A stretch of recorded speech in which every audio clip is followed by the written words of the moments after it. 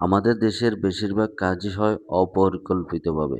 ২ বছর আগে এই রাস্তা করে বৈদ্যুতিক কেবল মাটির নিচ দিয়ে নেওয়া হয়েছিল। তখন সাধারণ মানুষ ধুলাবালি, কাদা আর যানজটের ভোগান্তি সহ্য করেছে। কিন্তু দুঃখের বিষয় হলো, আজ আবার একই রাস্তা খুঁড়ে নতুন করে বৈদ্যুতিক কেবল বসানোর কাজ চলছে।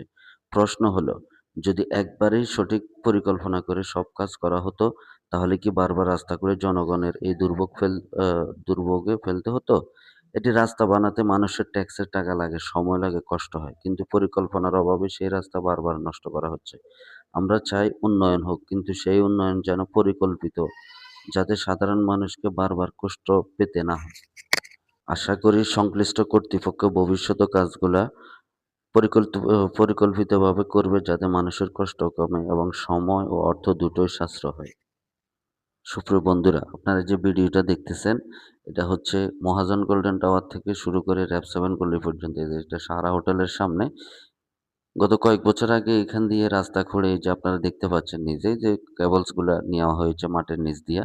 তখন মানুষের অনেক ভোগান্তি হয়েছিল এবং কষ্ট করতে হয়েছে মানুষকে। এখানে কয়েকটি বাণিজ্যিক ভবন আছে। এই ভবনে আসা মানুষগুলার এখন নতুন করে আবার কষ্ট করতে হবে। তো সবাইকে ধন্যবাদ।